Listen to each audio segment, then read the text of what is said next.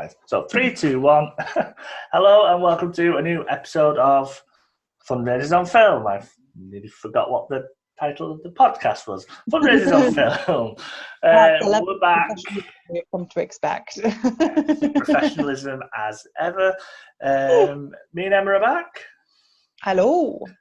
This week we are talking about sci-fi films. Well, more specifically, we're doing sci-fi films because about 2 weeks ago, it was like Star Wars Day, May the 4th be with you and all that. So I thought, what a great tie-in. But May the 20th may be with you, that classic Star Wars. May the 20th be with you. Oh, what a brilliantness. May the 20th be with you. There's Star Wars fans freaking out as we say this, so I really have ventilating in the corner. What we'll do is we'll start, May the 20th is actually films that aren't Star Wars Day. Exactly. So May the 20th. Yeah. We started our national holiday. Yeah. Well, everybody else has got one. We may as well have our own. Yeah, that is very true. I feel very disappointed that it's National Not Star Wars Day, though. I would have much preferred National Cheese Day, but only people called Emma can eat cheese and it's free. That would be my preference if I got to have my own national day. Cheese and wine, or just cheese. That's fine. I'm happy to drink the wine, but if the cheese is free, I don't want to waste good cheese room on wine, Okay, fair enough. Well, I'm flexible then. If you want to send me free cheese and wine, I'm not going to say no. There you are. If you're listening and you like this podcast and you know where Emma lives, send us some cheese. It's such a horrifying set of words. Yeah. And if you know where she lives, you're the person that stands outside my window late at night. Yeah. Anyway, so yes, we're talking about sci-fi films today. When I talk about sci-fi, I always think sci-fi and horror. I know we did our horror genre a couple weeks ago. We started that, and I always think that sci-fi and horror kind of go hand in hand in terms of, with horror, like we mentioned last time, is that it can be really highbrow and it can be really lowbrow, and you can have the bits in the middle, which is for everybody. And I think sci-fi falls into that category as well, where you can have really low budget rubbish, but you can also have the very high end, very artsy sort of existential sci-fi. So I think horror and sci-fi are quite similar in some respects. The only thing that I think sci-fi has that horror doesn't is that sci-fi you can be it takes you places, it's quite escapist. I don't think horror has that. You're not going to want to spend any time with Freddy Krueger, No, I was going to say there's something very worrying about someone that watches a horror film as a form of escapism. Yes, yeah, that's not what it is, made for. So do you like sci-fi? Is sci-fi a go-to genre? Is it one that you like? Interestingly enough, it's in literature, 100%.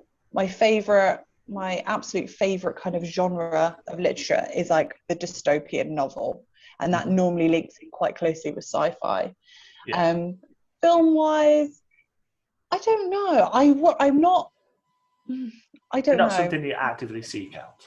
I don't know. It depends what mood I'm in. I treat my films like I treat my food. It's very much dependent on what I'm feeling on the day.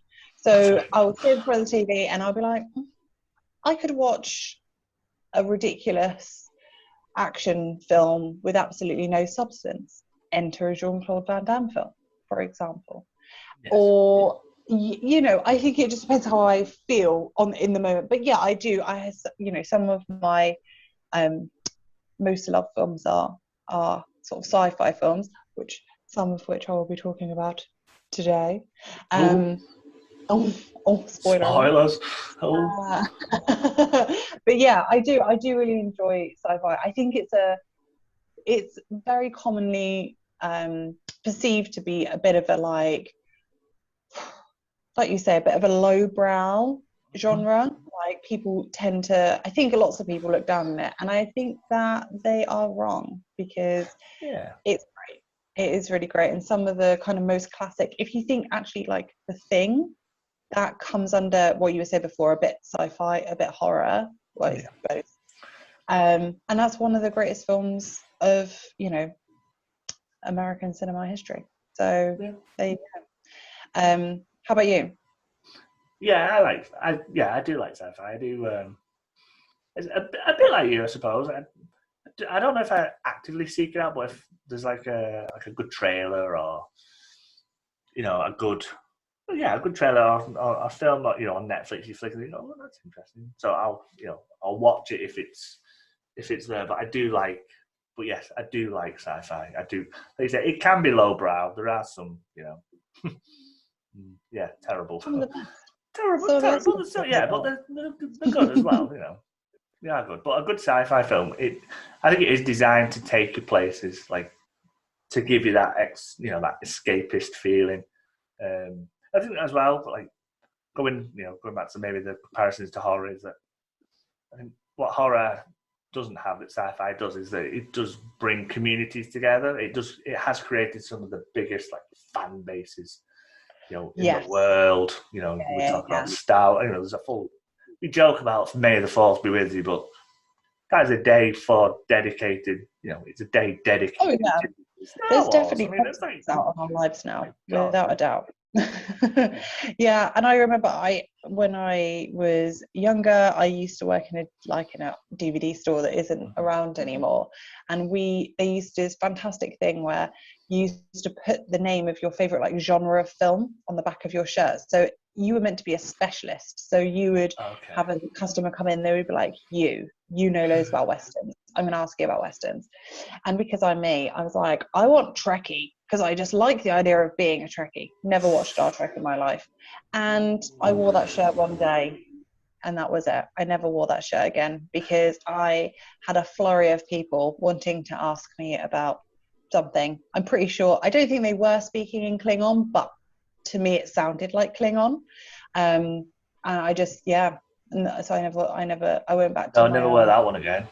No, because I know Star Wars has all the it has like a big fan base, obviously, but I think Star Trek's on another level. Like, there's no dedicated day to Star Trek, but I think Star Trek, there's a whole language. It's like you said, it's Klingon. Like someone took the time to go and actually, put 100%. recreate Klingon and use it as a language, and people speak it in conversation with each other in real life. So there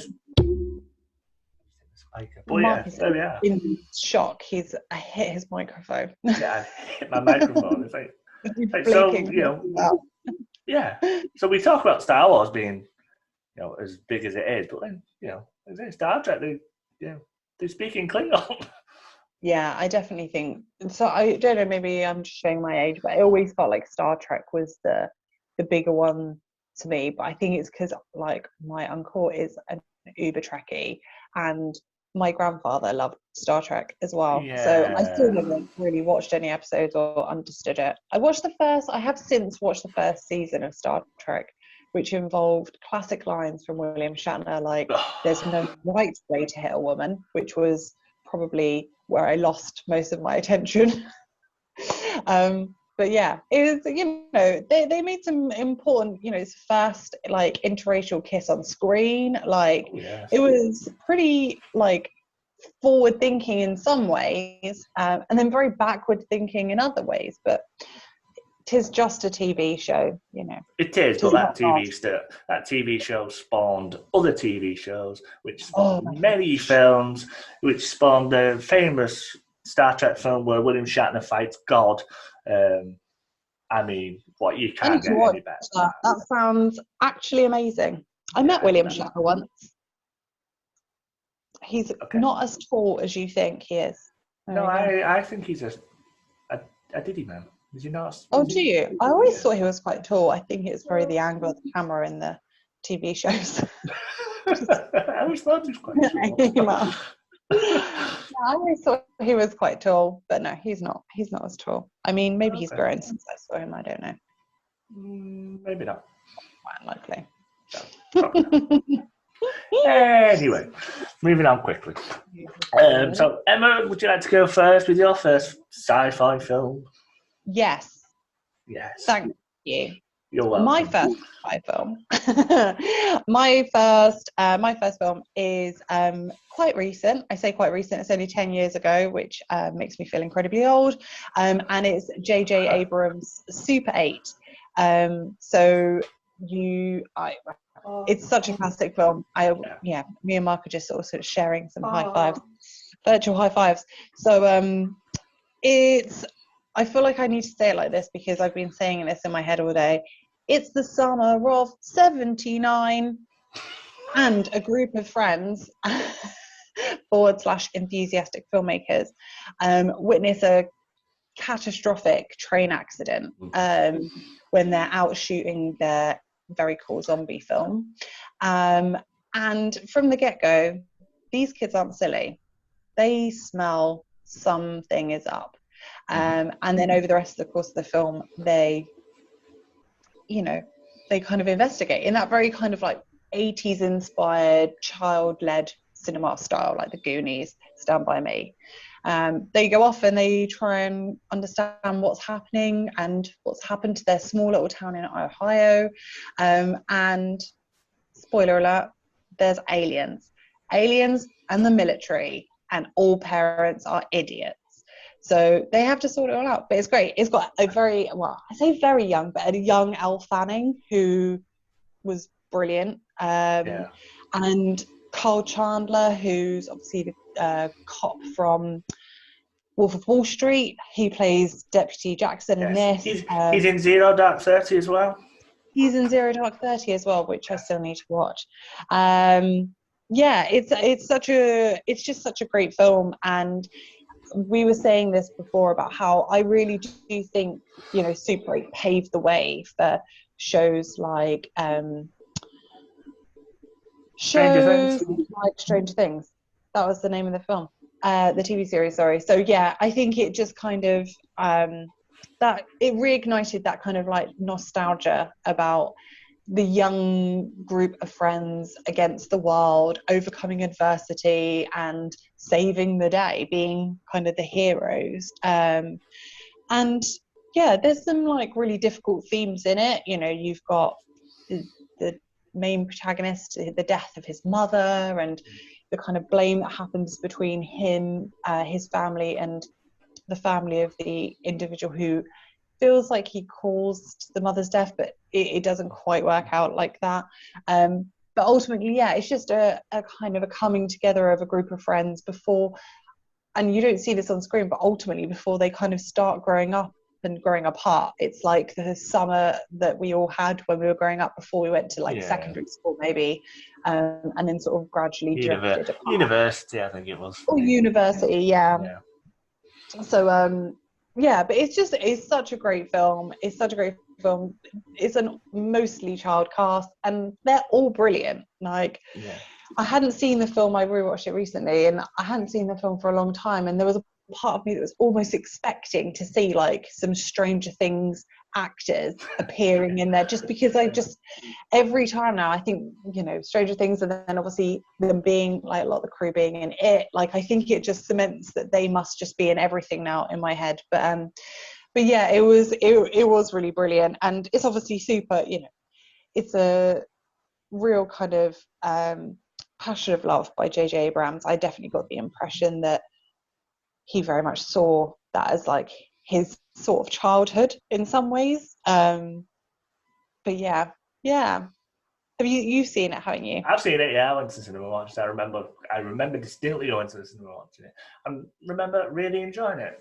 It is such, as I say, it does remind me of It in a lot of ways. I know Super 8 was first, but as you're talking, it's like, oh yeah, it's a lot like It in the way that the kids are there, and like you say, all the adults are idiots. Yeah, in those films. They're all a bit dumb.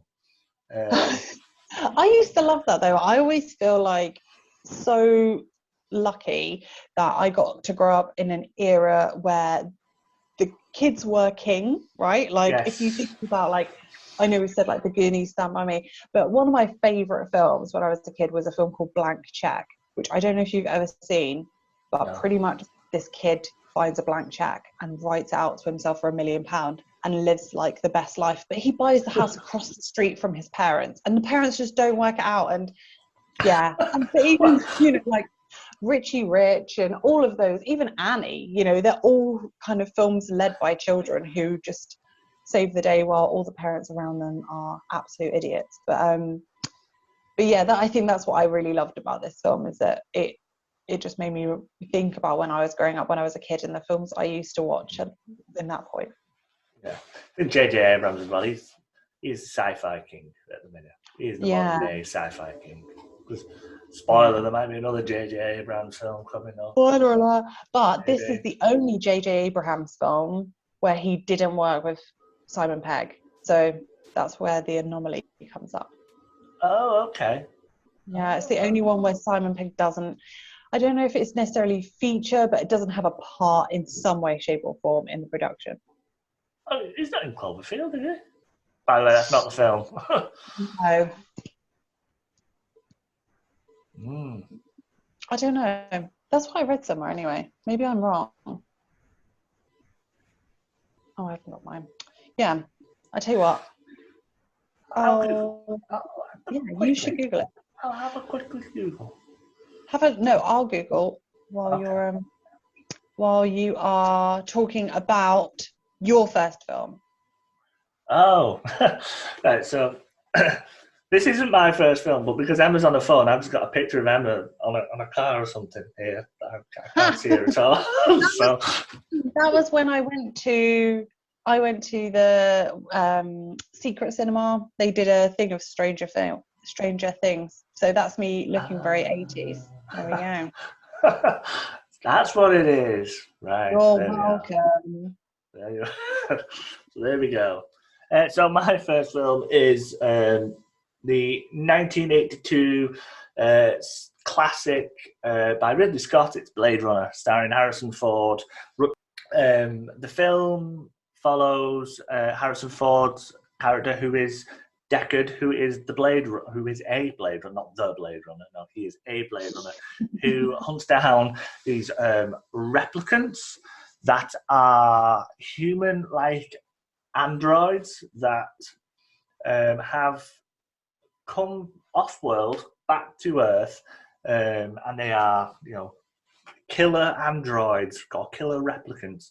And in the film, it's first a bit like Star Wars, where you get the rolling, floating words through space. You do get like a bit of a intro as to what it is that replicants are banned from Earth, as they went a bit wrong one time and killed a load of people, so they're not allowed on Earth. And if they do come on Earth, then the Blade Runners go after them and retire them, which is a fancy word for killing them. So yes, they off them. So that's what. So Harrison Ford's character Deckard is charged with finding these 4 replicants. I think a bit like what we were talking about Shawshank last week. Blade Runner didn't do very well at first. It was a bit. Oh. It was a bit discounted. It wasn't very much liked. It's since, obviously since got a huge following. Absolutely massive following, and it is one of those. It is a classic sci-fi film. It really is. In 1982, the imagery, the first image of Los Angeles, and again, it's one of those films like we talked about Akira when we talked about that way back when, it was set in Tokyo 2020, something like that. Well, Blade Runner is set in Los Angeles 2019, and it's like, oh, so that's what you thought the world was going to look like in 2019. This big, not too dissimilar. Los Angeles is different in Ridley Scott's world, but you see this just fast scale. It's just very, very dark, very bleak. You have these massive, sort of like chimneys that are spouting fire, and it's just. I think now looking at it, it's like more of a say about like climate change and pollution, because you see in Los Angeles, Los Angeles, it just rains. It just rains all the time. It's dark, it's damp, it's a mega city that it just rains all the time. And so I think it's more, you could say it's more like a commentary on that as well, than it is about anything else. But the film is based on the Philip K. Dick book. Do androids So I want to get this right because I love this name. Sorry. Do androids dream of electric sheep? Yes. It's such a great name for a great title for a book or a short story, I should say. Do androids dream of electric sheep? And it's based on that. I mean, I've said in the past that I don't really like existential stuff. It's a bit, But with this film, it's there. You really know what you get what it's about. It's about, what makes humans human and what makes, androids human. Do they dream of electric sheep, basically? What it means to love, what it means to have feelings, and it explores all of those themes really well. These are androids. Well, they've only got like 4 years to live. So in those 4 years, they have such a short experience of feelings and emotions and what it means to be alive and that. And then in the film, Deckard's introduced to Rachel, who is a replicant, but she doesn't know she's a replicant. So she's been given memories to sort of trick her into believing that she is human. So it's that sort of, well, are your memories yours? It goes into recall, what you think is yours. Is it really yours? Is it somebody else's memory? So it really goes into that. And as the film goes on, you then start doubting whether or not Deckard is human. So you start thinking about, well, is he a replicant? Is his memories been transplanted? Are they this and is that? And by the end of the film, it doesn't really answer the question as to whether or not he is a replicant and she is human, or is it vice versa? It does leave it open-ended, which I do like, an ambiguous ending. But then 2049 sort of did away with all that, which is a bit... It's a bit... you could have... Fair enough, I do like 2049, but it did do away all the good that Blade Runner had done by setting that up. They didn't leave any ambiguity at all. They really were quite clear. Yes, very clear, yes. Yes, yeah, you thought he was this, and no. She was, though. Correction. Yeah, correction. I think it's... I did like 2049, but it's it's a very different film. It is a different film. I think with 2049, Ryan Gosling's character, who is the Blade Runner, he is an android. I like his girlfriend in that. She is more than a replicant. She's AI. She's not even real, really. Yeah. So it goes into that further the extreme. But 24, I think it's like 2.5 hours long, isn't it? It's a long film. It is long. But yeah, I did enjoy that. But Blade Runner, I think, is a superior film, and it's revered. It is revered, and it's Ridley Scott, and I think Ridley Scott as well. I mean, he is so good at building worlds like that, and just building those characters. And he has done so many good films where he's done that, but then he's had a lot of duds as well. But Blade Runner is definitely one of his best. I was going to say, we were saying about this a long time ago, if I remember, kind of Ridley Scott junction, I guess you can call it. At some point in his career, it just massively just went a bit Pete-tong. It went a bit Pete-tong. I think the thing about Ridley Scott as well is some directors, they don't make a film for like 3 years, or they take the time of the film or what have you. Ridley Scott just seems at one point just churn them out every 6 months.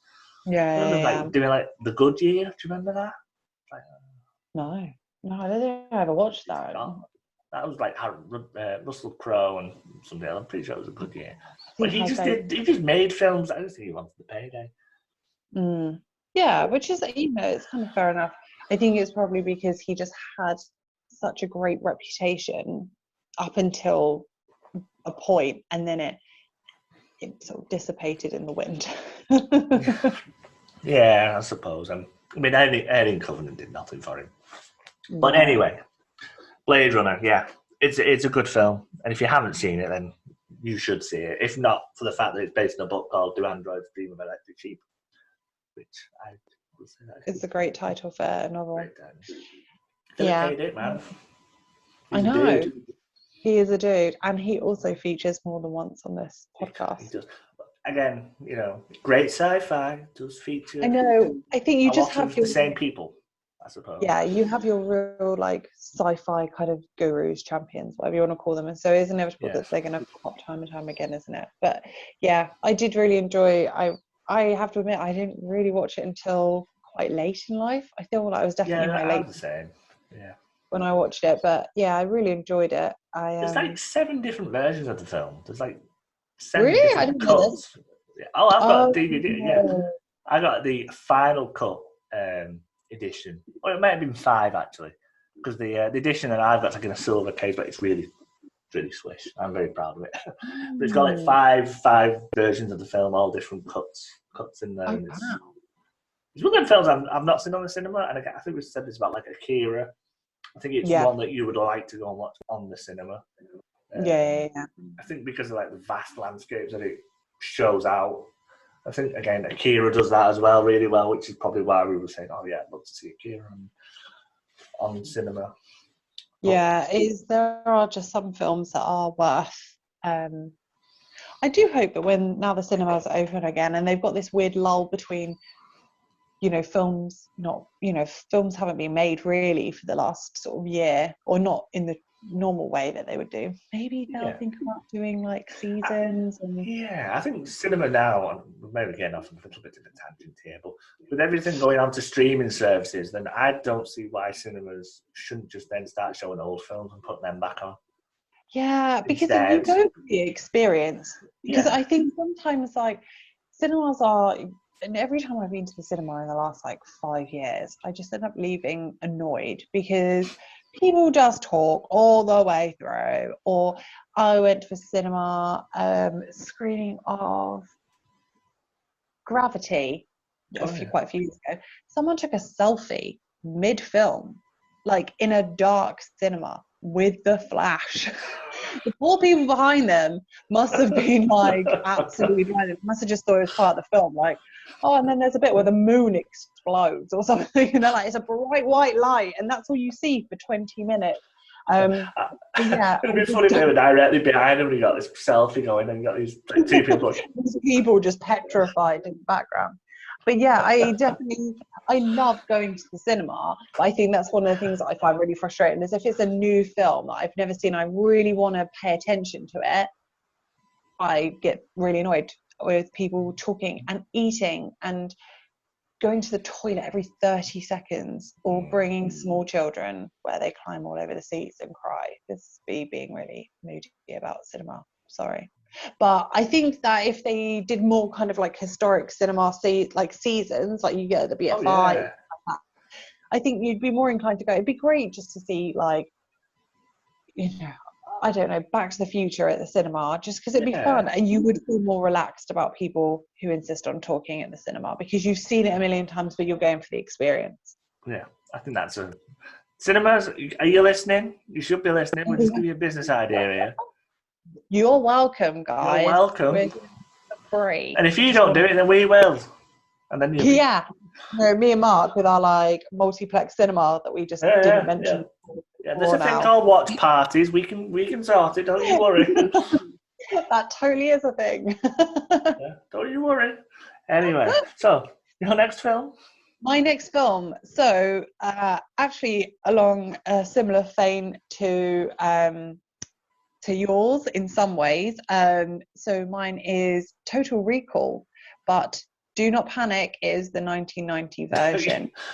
I was like going, yeah. Then I was like, oh yeah, gotta clarify that, yeah. Ooh, so 1990 by Paul. Is it Paul Verhoeven? Verhoeven. I have never seen this film before, and as I was saying to Mark before we started the podcast, the reason we watched it was because the trailer for I say trailer, it's been out for years now, but we saw an advert for the new Total Recall, and it looked terrible, and my partner said we should watch the original because this one is awful, and so we did, and it's great. It's really good. Obviously, Paul Verhoeven did Starship Troopers, which we've already spoken about, like RoboCop as well. So he is kind of the king of this type of cinema. But it features wonderful king of acting, Arnold Schwarzenegger, as Quaid, and the wonderful, beautiful Sharon Stone as his wife, question mark, Laurie. And Michael Ironside as well, who is one of those people who just turns up all the time in kind of 80s, 90s cinema, and he's just always the villain. And you always recognize him. You're like, who is that guy? Oh, it's that man. But he's brilliant. And Ronnie Cox as well, as Cohagen, who's your kind of villain of the story. But pretty much in summary, so Arnie plays Douglas Quaid, as I said. He's a very bored, I think is probably the best word to describe it, construction worker in the year 2084, who keeps having these real vivid dreams about visiting Mars, which in this dystopian future is a colony or has been colonized. And he obsesses about going to Mars. He wants to go to Mars. He wants to go to Mars. And he is on a train. He's on the Underground, I think, and sees an advert for a company called Recall, who are an organization who implants false memories in your brain. So he heads down, goes to check this out, thinks, I can't really afford to take 2 weeks off of work, but you could pop a memory in there and I could just pretend that I've been anyway. But surprise, surprise, something goes wrong because dun dun dun, Quaid has already been to Mars, and actually the dreams aren't dreams, they're real memories because he was a secret agent and his mind was wiped. Boom. Let action commence. That is the entire summary of Total Recall. It's also written it's based on a book by Philip K. Dick, which I think Philip K. Dick nails the titles. So I've not read this. I have read Do Androids Dream of Electric Sheep, but this is called We Can Remember It For You Wholesale. Oh, that's how it. good is Yeah. that? That's so good. Yeah, such a good. But yeah, it's a brilliant tale of just kind of like the single hero versus the totalitarian government. So I mean, these guys are really horrible. They purposefully colonize Mars just to kind of take control. They charge people to breathe, and it's a way that they then control the population. They turn off the oxygen. And I was reading about how Paul Verhoeven, I cannot pronounce his name. Verhoeven. I think it's because I want to say Hulk Hogan, but not Hogan. Paul Verhoeven. I didn't know this, but he lived through the Second World War, and so fascism and kind of that topic features quite a lot. And I think that it was Starship really Troopers is one of them. Yeah, exactly. I think that's really evident in this as well. It's got some interesting, funny little nods I found. So I noticed this when I was watching it the other day. Was that on Mars the drink is Pepsi, but on Earth the drink is Coke, like Coca-Cola, which just made me lol. But yeah, it's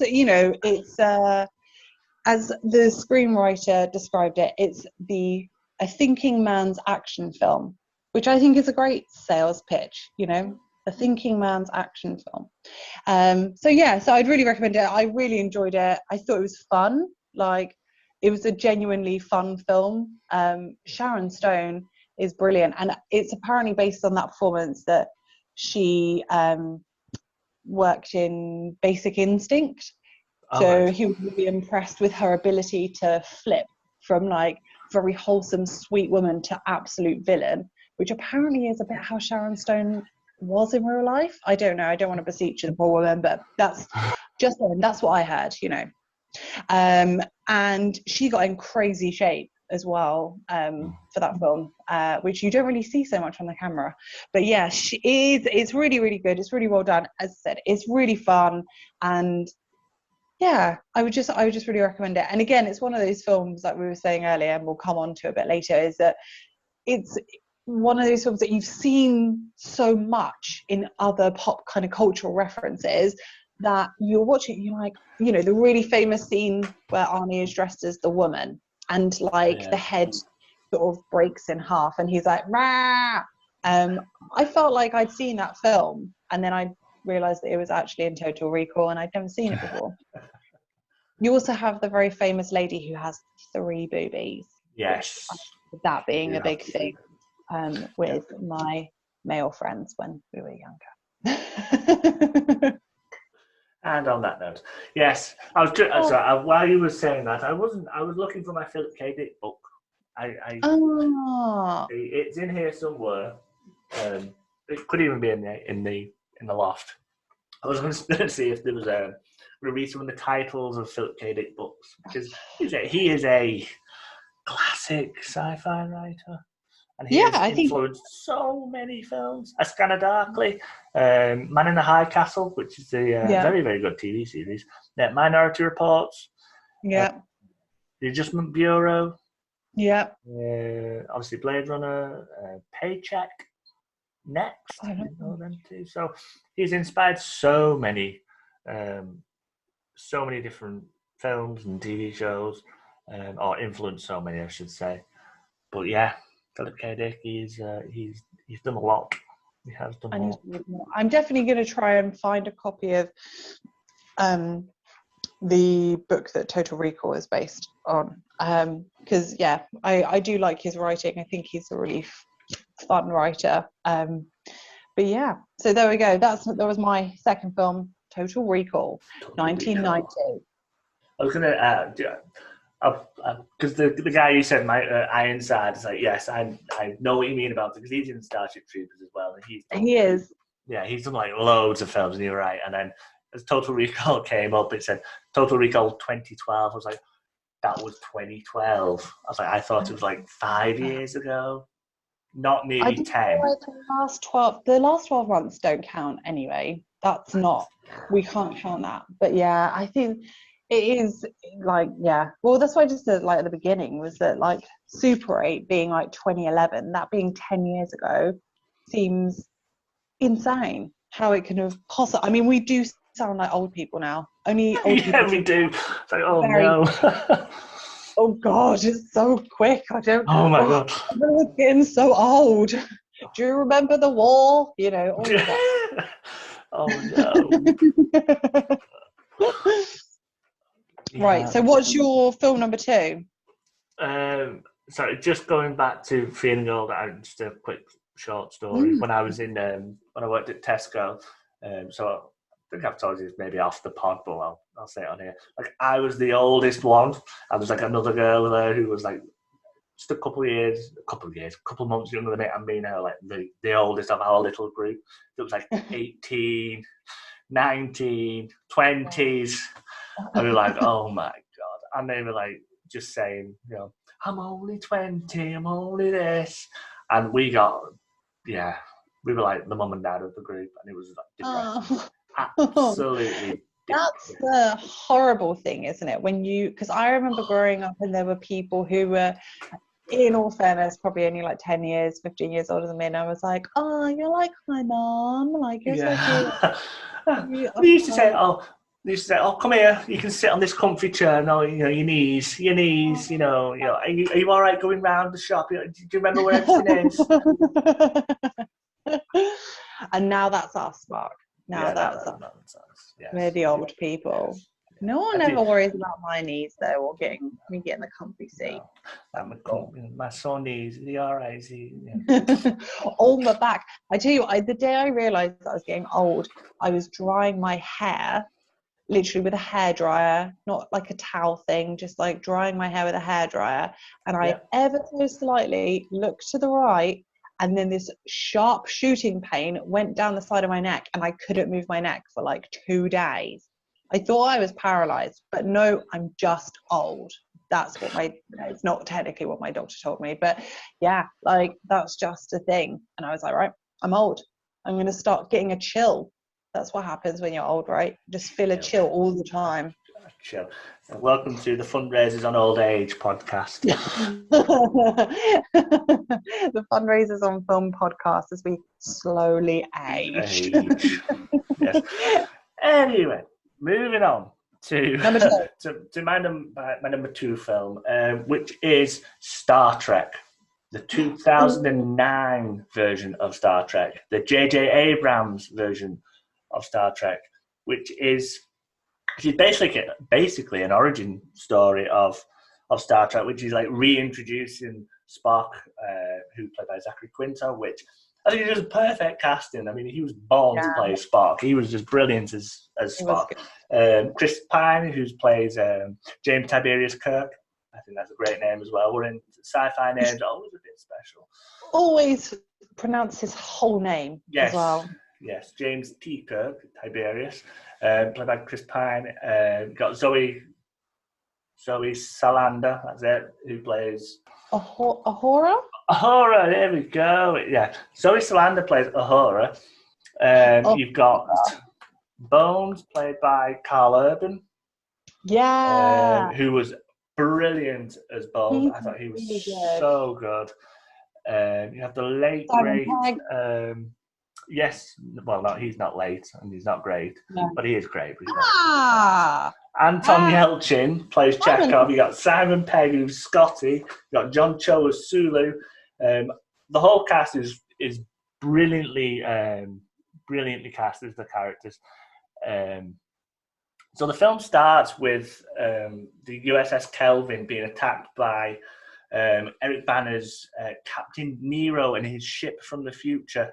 And you see the Kelvin being destroyed, but the Kelvin has got Chris Hemsworth on there, one of his first big screen debuts. I do not remember Chris Hemsworth being... Yeah, he's Kirk's dad. He saves Kirk. He is Kirk's dad. Yes, he is Kirk's dad. Yes. There we go. I remember that. There you are. So he's explode. He does. Brilliant. So he saves Kirk, but so Eric Banner's Captain Nero comes back from the future to the past, and that action, as is said in the film, creates that they're in a now alternate universe, which completely resets the whole Star Trek canon for J.J. Abrams' future films, which I think is and do their own thing. They can do whatever they want, which I think is such a good piece of writing. I think it's so well done of J.J. Abrams to do that. Obviously, the Spock from the past features into it. Now, Leonard Nimoy, thank you. Yeah. Leonard Nimoy. He comes into it. There are stuff in there that happens again because they've reset the timeline, or create an alternate future where the planet Vulcan is destroyed. They're all now nomads. Winona Ryder, isn't it, as well, isn't she? Yeah, she's Winona Ryder. Spock's mom. Yeah, and it's just I mean, I watched it again the other day, and it is just a fun film. It's a really good film. It's really well written, like I said, because they've rewritten the timeline so they can do whatever they want. So whatever future film is not impacted on what the canon that was coming before, which I think is just a really good way of protecting the past to do something great in the future, which I think is so brilliantly done by J.J. Abrams. Yeah, bravo, J.J. Good J.J.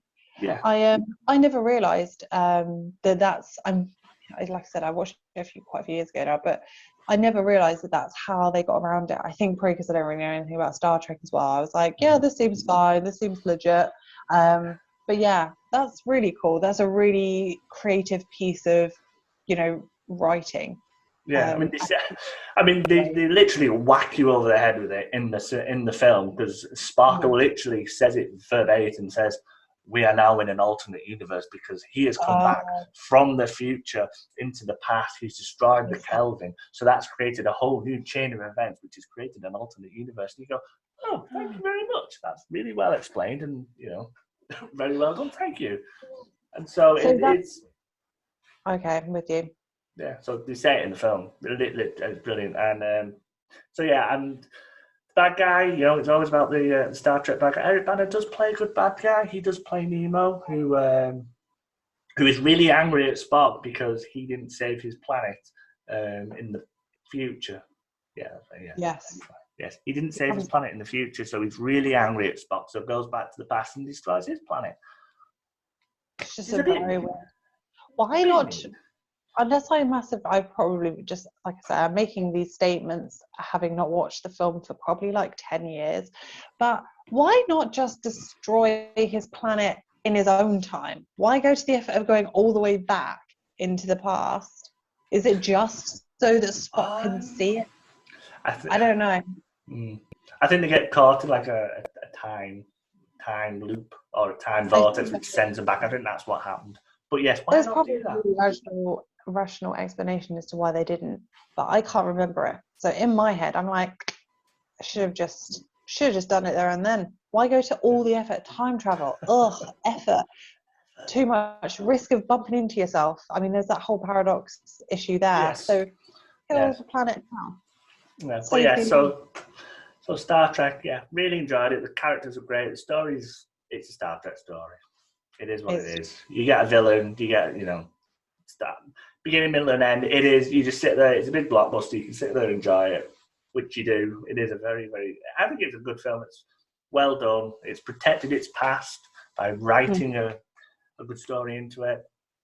And J.J. Abrams, I know we talked about Super 8, but I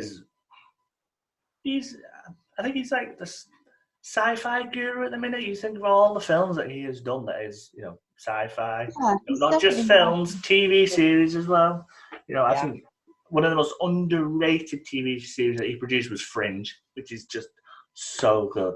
If anybody hasn't watched it, go back and watch Fringe. It's J.J. Abrams produced. It's really good. It's better than Lost. I'll go there. Better than Lost. Fine. I'm okay with that. I didn't particularly enjoy Lost. No, Seth MacFarlane once said, don't start a TV show about a group of people who crash land on an island if you don't know where you're going with it. I totally agree with. Yeah, I think we're totally going off a tangent, so I'm really sorry, but I think my fundamental issue with Lost is they got so protective over the fact that everyone just worked out very quickly what the big reveal spoiler was going to be, that they were like, no, that's not it. And it's like, but they're all dead, right? No, and they're not actually. They're not. Yeah. Okay, so is it like, are they in purgatory or something? No, they're not in purgatory. That's definitely not what's happening. I didn't know what we're talking about. You just wouldn't get it because we're really smart and you're not smart. And okay, so what would it be? Is it a dream? No, it can't be a dream. And I could just imagine people guessing, and they've got their notepad with all their plans, and they're just like, right, no, we can't do dream now because they've guessed dream. Because they've guessed it. No, they've done they thought it was no, we can't have purgatory, we can't have. So they've just gone through this like whole list, and then they got to the end, and they're like, whatever happened at the end, I can't even remember now. Were they all dead, or were they in purgatory? Or they're all dead in purgatory. Yeah. They were all dead in purgatory.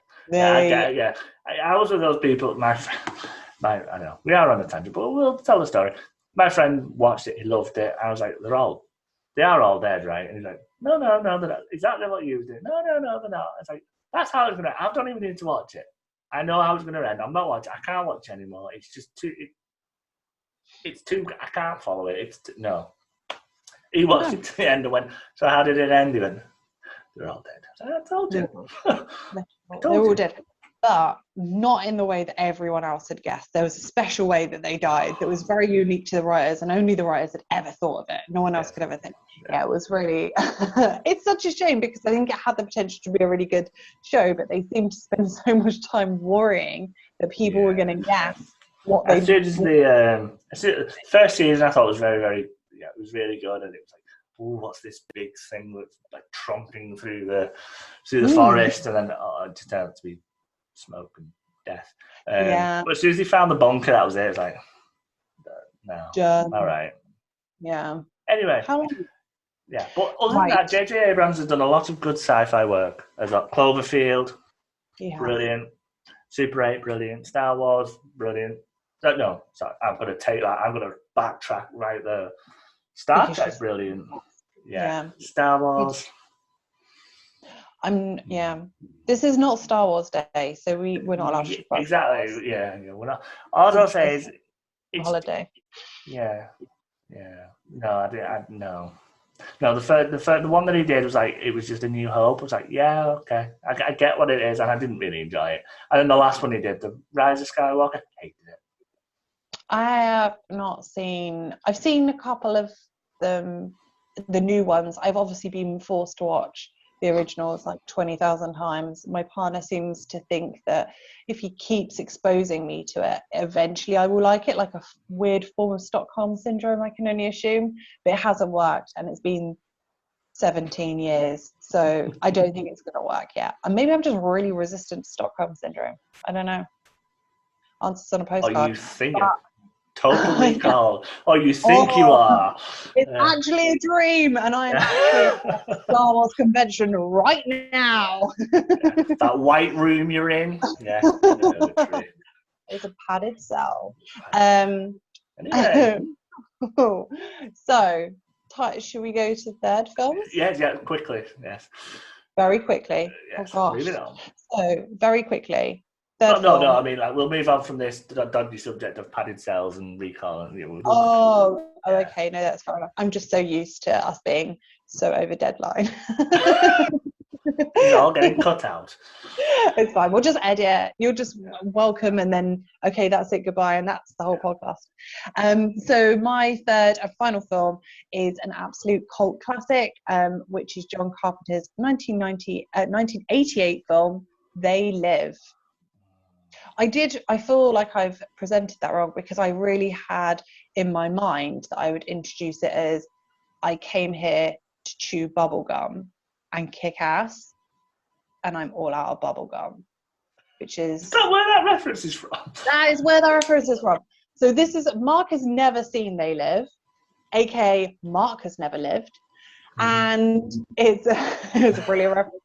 And I was saying about this, so They Live is literally one of those films that you'll watch, and very similar to what I was saying actually with Total Recall, you recognise those of it, but it filters out into so much pop culture, it's ridiculous. So obviously that quote is taken by the IT crowd, I came here to drink milk and kick ass, and I'm all out of milk. Then there's a really famous street artist who did the Andre the Giant Obey poster, that's all from this film. So it features so it's the story of, again, another construction worker. There's a theme of construction workers, who's kind of down and out, down on his luck, I guess. He doesn't have a name in the film. You don't really get a name for him. He doesn't introduce himself, but on IMDb he's called Nada, which I'm sure some people will work out is the Spanish word for nothing.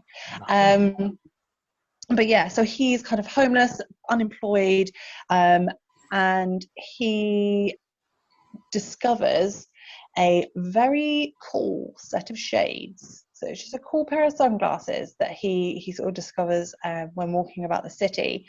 And he puts these sunglasses on, and he's like, whoa, the world looks mental when I put these sunglasses on.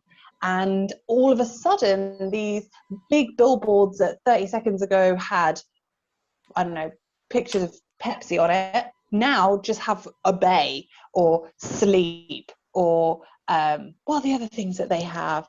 So it's like, it's all just kind of like watch TV, conform, like they're all these kind of like sort of public subliminal messaging to try and get the public into this kind of submission.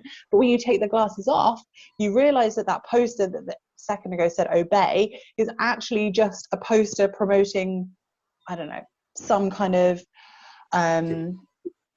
clothing store or something like that. And pretty much what he discovers is the world is being controlled by this alien race who are using the media and the government to just suppress humanity. But without the sunglasses, they just look like he does. They look like everyone else. But when he puts his special sunglasses on, he can see who the aliens are and who the normies are. But it's got such a good cast. So it's Roddy Piper is in it, who's the obviously late great wrestler, and he Rowdy was Roddy Piper. Roddy Piper, and also from, you know, we all know and love him as Daft Maniac from Always Sunny in Philadelphia. So good in that cast. And Keith David as well, who plays Frank. And Keith David is an absolute iconic actor. He was in The Thing. And apparently John Carpenter wrote this particularly for this part for Keith David. He was also in Requiem for a Dream, which was one of my absolute favorite films when I was growing up. But yeah, he doesn't play a great role in that. But yeah, it features it features one of the longest fight scenes I've ever seen. It felt like watching the 100-Year War from start to end. It really did. And I know it wasn't 100 years before someone pops up, but it literally is the longest fight scene. You think it's ended, it hasn't. There's just it's just a brief interlude before they get back to it. But it's just, you know, themes around kind of like the disillusionment of the American dream, this whole kind of idea of capitalism and consumerism and how it's like poisoning the minds of human beings. It is super Orwellian, you know. It is very much just based around Ministry of Truth, right? This whole idea that everything is kind of it's all propaganda. Everything is kind of built to oppress and to subdue. But it's brilliant. It's so good. And I did learn as part of, I was doing some reading around the the film before I did the podcast. And I never knew this, but Roddy Piper actually ad-libbed the line, "I came here to chew bubblegum and kick ass, and I'm all out of bubblegum." And it's probably up there with one of the most famous quotes. We were talking about this last time, weren't we, about most famous kind of quotes from cinema. You're saying about Goodfellas. And I think this is definitely another one that's up there. It's just so iconic. It's like Jack Nicholson as well, like in The Shining, because he walked in and said, "Here's Johnny." Like that was that wasn't scripted. He was like, he probably was like, "Yeah, I'm here, I'm on set, and I'm in the character Johnny." He probably wasn't even meant to be. But yeah, it's a really great film. I know you haven't seen it, but I think you'll love it, and I can't imagine people wouldn't love it. It's, again, great fun. I'm getting that's the theme for my science fiction films of choice. Maybe that's my genre. I like fun science fiction films that don't take themselves too seriously, and They Live definitely doesn't take itself very seriously at all. But there's a lot of passion, a lot of heart, I think, in what it's trying to do. And it's really good. It's really good. I read that apparently they call it They Live because it's like they live, you sleep, like because you're a suppressed human being and they're like the overlords. I don't know who wrote it or if it's based on a book or anything. I should have probably had a look at that. But yeah, really, really good. Really, really good. Okay, well, it is on Netflix. I will go back and watch it. Something I just need to address. Come on, we'll just rewind a bit. Did you say Requiem for a Dream was one of your best favourite films growing up? Yeah, I used to love Requiem for a Dream when I was growing up. That's heavy. It is a heavy film, isn't it? It was like my pre-university kind of coming of age film that I was like, not coming of age, that's not the right phrase, but I was kind of like in my late teens, early 20s, and I was like, oh my God, this film is like the best film that ever existed. And it's dark, like it definitely deals with some very complex themes, extensive drug addiction, sexual there's, I mean, like mental illness, like there are lots of there were lots of issues in it, but I really liked it, and I do still really rate the film. It's got one of the best soundtracks, one of the best castings I've seen in the film. For I still massively rate it. I'm guessing you're not a big fan. No, I've seen it. I've watched it once. I was like, that was enough. I was like, I can't watch it again. It is. Yeah, I totally get that. It is. It's an acquired taste. I don't think it's meant to be easy, but I think Ellen Burnhurst, who plays Harry's mum, the woman who becomes addicted to the diet tablets, she's so good. Like, I think she won quite a few awards, I'm sure, for that performance. If not, I'm gonna go and make her one and send it to her, because she plays. There you go. It probably means a big deal to her. Okay. But I just thought it was like a brilliant film, and it probably said far too much about where my mind was at that point in my life, I guess. It's just one of those things where you said, did I hear that? Did I hear that correctly?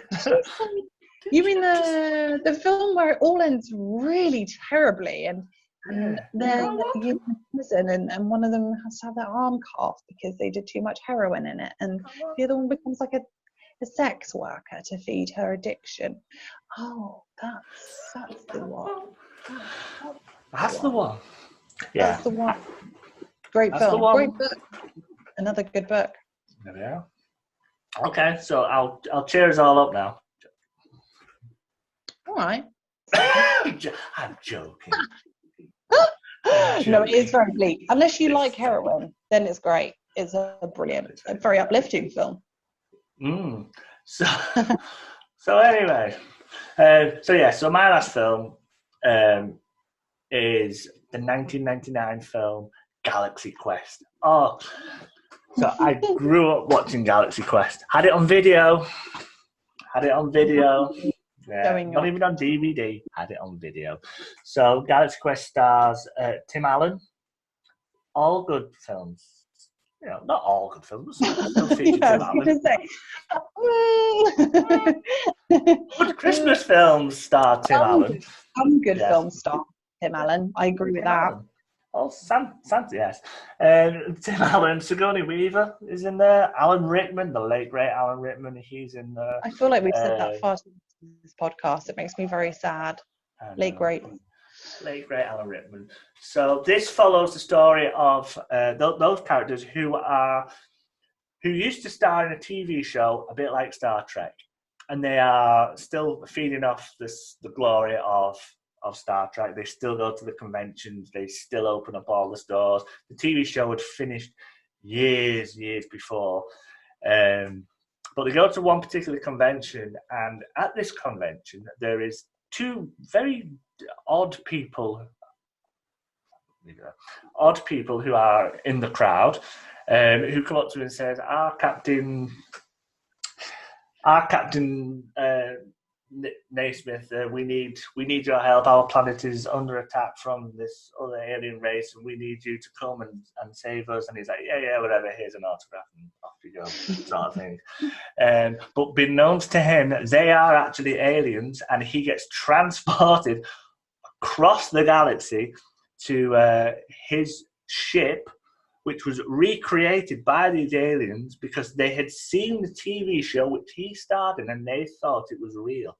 So they recreated the ship for him to go and defeat this alien race. And they go and get the other characters from the show, bring them on board, and they're all like, what on earth is going on? And they just cannot believe it. So the film is like a spin-off of, it is basically a spoof of Star Trek, but a spoof of Star Trek, but playing into that whole, Comic-Con culture and Star Trek culture, these, fandom and that, and is it real? Sort of thing.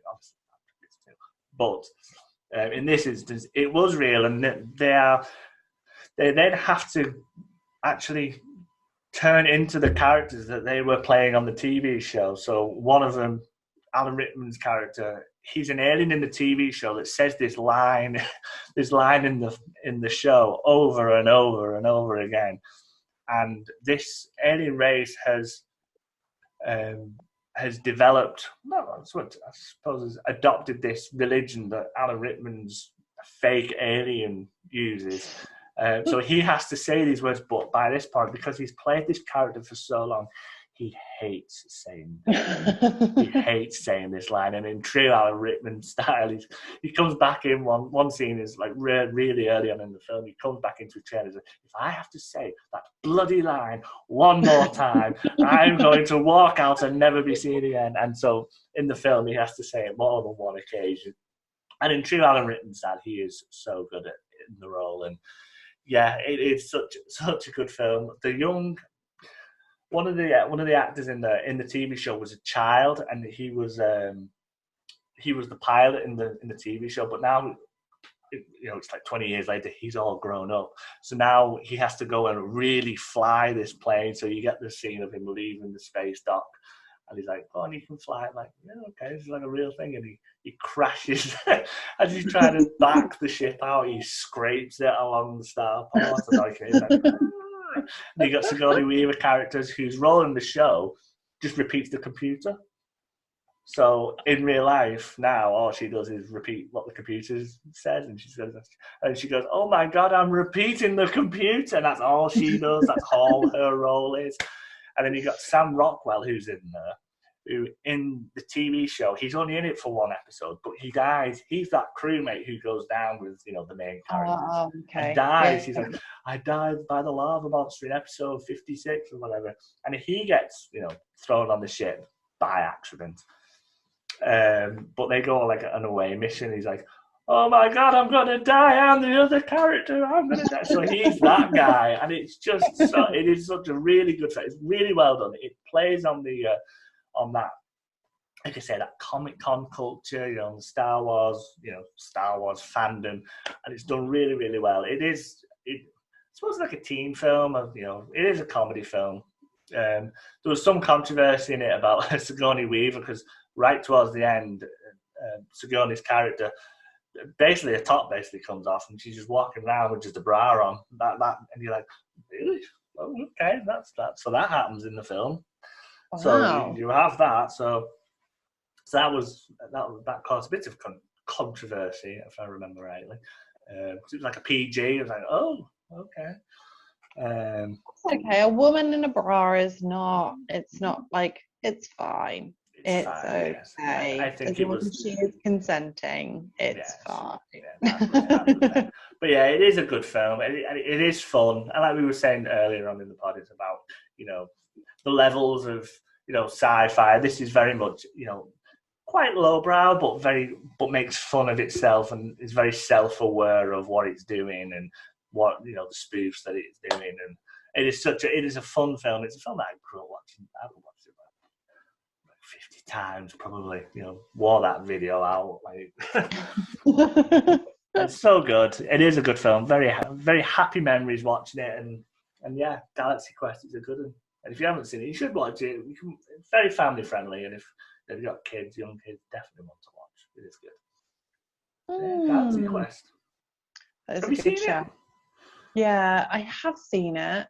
But I think I honestly can't really remember it that well. I've seen it once, and I remember enjoying it, but I can't really remember it. I would have probably said yeah, but now you've spoken about it, I'm like, I don't remember. Have I? Oh, maybe I haven't. Maybe I just watched the advert. I do that sometimes. I haven't watched it in a very long while.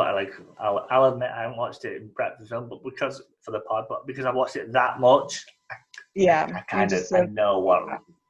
Yeah, and I thought, that's a good film to talk about, and it is a good film to talk about. Yeah, it is. It is a really good thing, good film to talk about, and it's something that's sort of quite different. Like you say, it's a film that's very much aware of itself and mocks itself as well, and the subculture that it's referencing. But I'll revisit it. I think it's probably time that I revisit it and stop pretending that I've seen it just because I maybe watched the trailer once. I don't know.